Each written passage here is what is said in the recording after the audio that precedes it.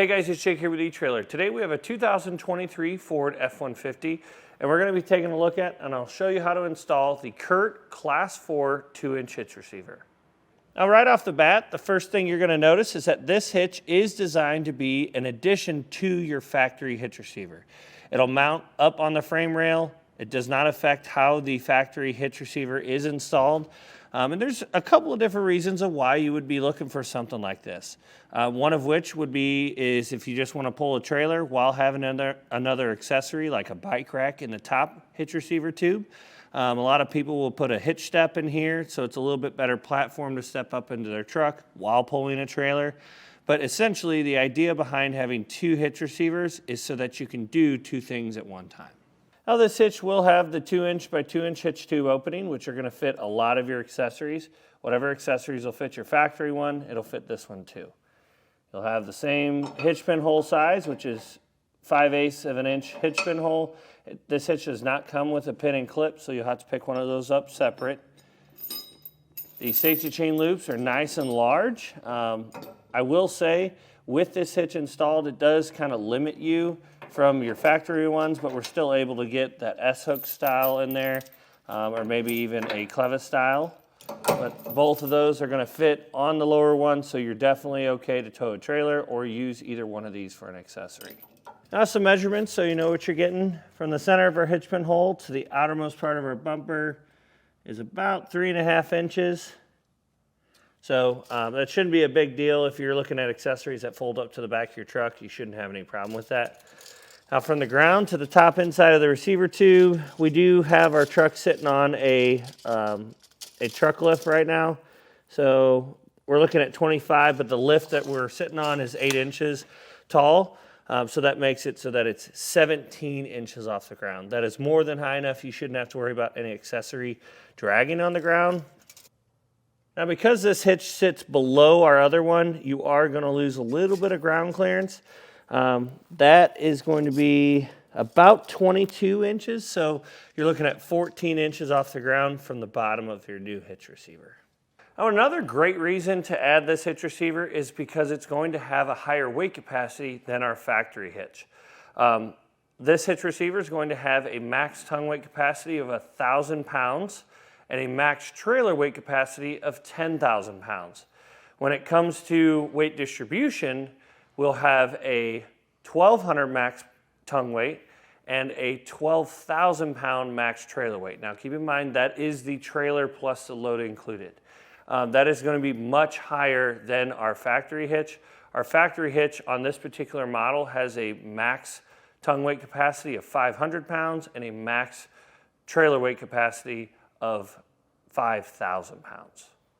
Now getting this hitch installed is not too hard of a process. I will say it's going to help to lower your spare tire, get it out of your way. That'll give us access to the insides of our frame rails. We'll have to put some spacer blocks up in there, but other than that, it's just running hardware inside the frame. You'll lift your hitch up, pull the hardware out, and then put your nuts on the outside, torque them down. It's really not that hard of a process, so let's go ahead and show you how we did it. To begin our installation, you want to remove your spare tire. It will go back up in place, but we need access to the sides of our frame rail, so that getting that out of the way will give us a lot more room. We'll take a 10mm socket, remove this ground bolt right here. If you have it, some vehicles will not have this right here, but we're going to need to use this hole to run a bolt through.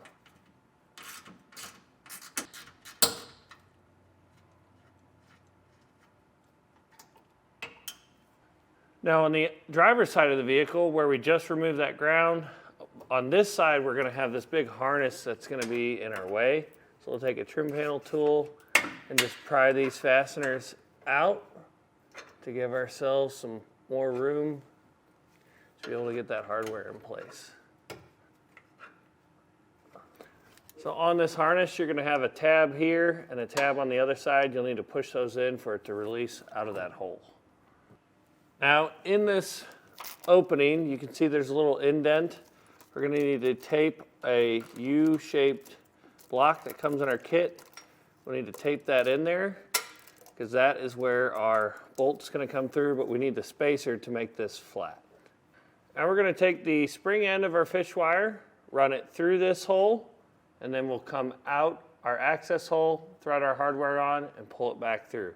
The trick is, with going through this hole, you want to be below this cross member here because it goes through the frame. You want to be below that, not above it. If you go above it, there's not enough room for the hardware to fit above it, but if we go down here, we can. So we'll get that threaded through there. You'll see the fish wire right here through the hole. We know that it's going down this way and not up that way. So we can take our hardware and thread it on.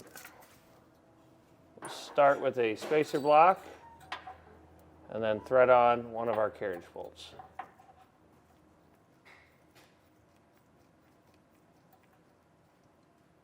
Thread that on, then we'll fish our block through first, followed by the bolts, and then we know that our hardware is going to be right here.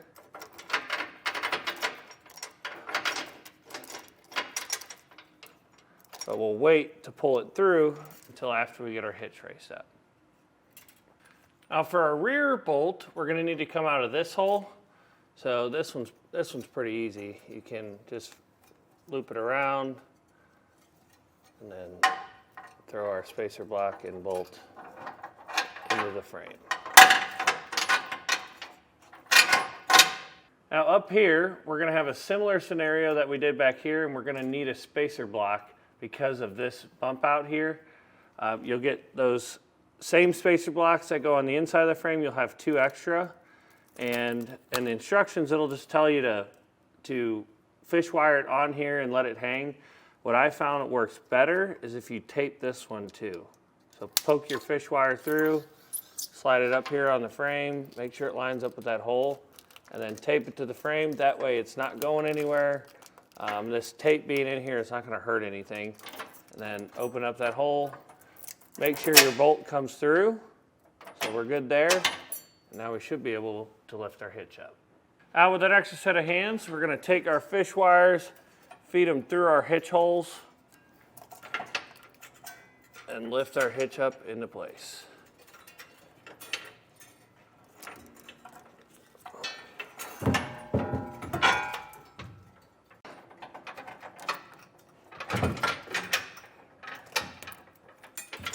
Now we'll take one of our flange nuts and put it on each one of the bolts after you get them pulled through the frame.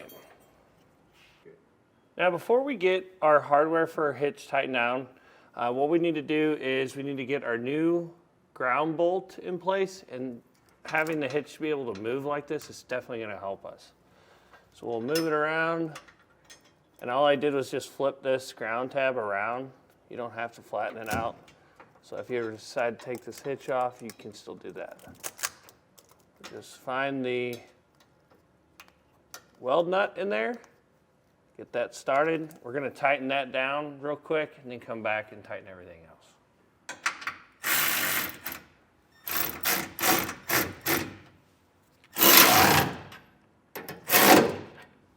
Now we can take our torque wrench and come back and torque all of our hardware to the specifications in the instructions.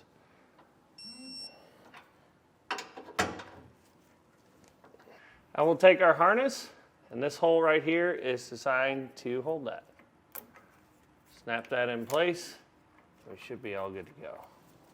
Well guys, once you have everything torqued down properly, that's going to do it for the installation. Hopefully this video helped you decide whether or not the Curt Class IV 2-inch hitch receiver is right for you and your 2023 Ford F-150.